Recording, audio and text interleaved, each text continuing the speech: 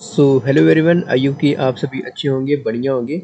सो दोस्तों, आज हम निफ्टी को एनालिसिस करेंगे। ठीक है, तो आपको सबसे पहले तो हैप्पी दिवाली की। आज मुहूर्त ट्रेडिंग था। ठीक है, तो इसी के साथ चीज़ें हो रही हैं।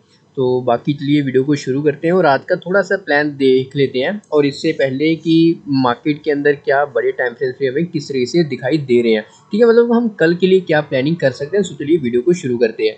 सबसे पहले अगर आपने हमारे चैनल को सब्सक्राइब नहीं किया तो चैनल को सब्सक्राइब करिएगा और इसी के साथ टेलीग्राम पर जो हमारा फ्री एजुकेशनल चैनल है उसको भी आप जरूर ज्वाइन करिएगा, जिसपे बेसिकली हमारी जो है लाइव मार्केट कमेंट्री शेयर होती है। सो चलिए हम वीडियो को शुरू करते हैं आगे के लिए। सबसे पहले अगर हम यहाँ पर आए डेली टाइम फ्रेम के अंदर, तो डेली टाइम फ्रेम के अंदर हमें क्या चीज़ें समझ में आ रही है कि मार्केट के अंदर हमें ज़बरदस्त सेलिंग मिलने के बाद यहाँ पर जो बाइंग आई है इस वाले सिनेरियो के अंदर, वो हमें बिल्कुल ही बड़े गैप अप के साथ ही हमें, यानी कि मूवमेंट तो इतना ज़्यादा नहीं हुआ बट हमें बड़े गैप अप के साथ हमें मूवमेंट हमें देखने को मिली है। ठीक है, तो ये जो आप देख रहे हैं इतनी बड़ी जो रिकवरी हमें आई है वो बड़े ही ज़्यादातर बड़े गैप अप के साथ ही आई है। ठीक है, तो ये चीज़ हुई है। तो अगर हम यहाँ पर इससे छोटे टाइम फ्रेम के अंदर चलें, या फिर 4 आवर का हो गया, या फिर हम 1 आवर को भी एनालिसिस करेंगे, तो अगर आप यहाँ पर देखें लास्ट स्विंग लो कहाँ पर हमें बनता हुआ नजर आया, जहां से मार्केट ने एक रैली कंटिन्यू करके यहाँ पर होल्ड करने के बाद ब्रेकआउट देने के बाद फिर नीचे आकर यहाँ से जो रीटेस्ट कराई इस एरिया से, तो बेसिकली हमारे पास जो ये वाला जो एरिया है ये हमारे लिए काफ़ी ज़्यादा स्ट्रॉन्ग सपोर्ट है। आप देख रहे होंगे किस तरीके से पैटर्न बना, यहाँ पर कंसोलिडेशन हुई, फिर ब्रेकआउट आया, फिर यहाँ पर कंसोलिडेशन करके यहाँ से रीटेस्ट करके फिर हमें आज के दिन हमें गैप अप देखने को मिला। ठीक है, तो ये चीज़ हुई है और इससे हमें ये समझ में आता है कि मार्केट के अंदर जो ट्रेंड है वो बाइंग साइड है। ठीक है, दूसरी चीज़ ये है कि हमें मार्केट के अंदर ट्रेंड के अंदर जो चीज़ें जो होती है अपनी डे ट्रेडिंग के अंदर की मोमेंटम कैसे कैप्चर कर सकते हैं,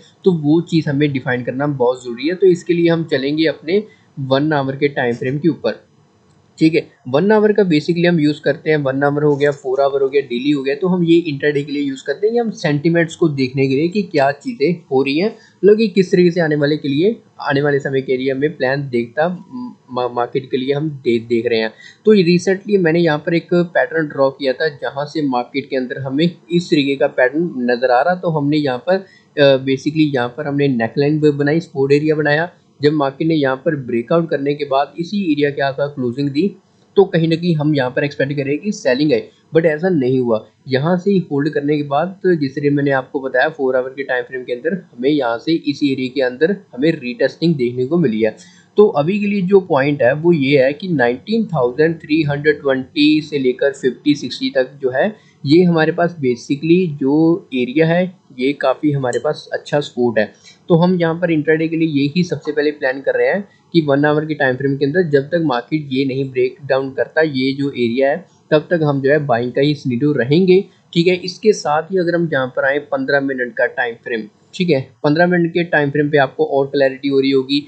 यहाँ पर मार्केट पूरा का पूरा दिन कंसोलिडेशन करता है। ठीक है, फिर यहाँ से एक यानी कि पुल बैक लेकर यहाँ से एक स्ट्रॉन्ग क्लोजिंग देता है और यहाँ पर हमें गैप अप देखने को मिलता है। ठीक है, तो ये थी अब तक की कहानी कि अभी कैसी चीज़ें हुई हैं। 5 मिनट के टाइम फ्रेम पे अब आज का भी देख लेते हैं। और चीज़ मैं आपको एक बता दूं कि मोरे ट्रेडिंग के अंदर क्या चीज़ें हुई हैं पिछले 3 से 4 सालों में।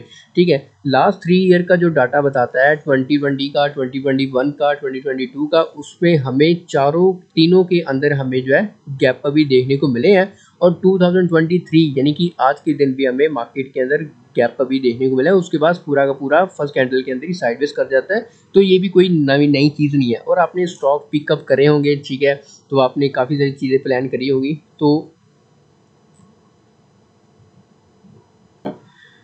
चलिए अब हम वीडियो को आगे के लिए प्लान करते हैं कि अब हमें आगे के लिए क्या प्लानिंग कर सकते हैं। ठीक है, तो सबसे पहले अगर हम यहाँ पर आए 1 आवर के टाइम फ्रेम के अंदर, तो हमारे लिए जब अभी के लिए जो सपोर्ट बनता दिखाई दे रहा है वो यही एरिया का है। मतलब कि 19,500 का जो एरिया है ये हमारे पास एक सपोर्ट के लिए काम कर रहा है। ठीक है, मतलब कि हम यहाँ पर ये प्लान कर रहे हैं कि जो 19,500 का जो एरिया है ये वाला सभी एरिया जो है ये हमारे पास एक ऐसा सपोर्ट के लिए है।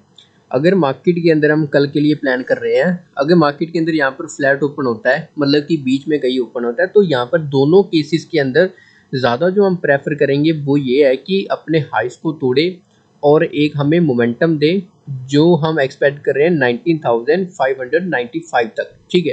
अब इसी के साथ दूसरी चीज़ यही आती है कि अगर मार्केट नियर सपोर्ट के आसपास, तो अगर सपोर्ट टूटते हैं तो ऑब्वियसली हमें सेलिंग का भी देखने को मिल सकता है, बट इसके मार्केट के ऊपर ये डिपेंड करता है कि अब यहाँ पर क्या होता है, ब्रेकआउट होता है या फिर ब्रेक डाउन होता है। तो इसी के साथ अगर हम सेलिंग के लिए देख रहे हैं तो लेवल्स जो हमारे पास होने चाहिए, सबसे पहले तो यही है, ठीक है। ये जो क्लोजिंग प्राइस है 19,450 के आसपास, और इसी के साथ जो सेकंड टारगेट हम देख रहे हैं वो हमें देखने को मिल सकता है इन लोस तक, जो 19,360-70 के आसपास।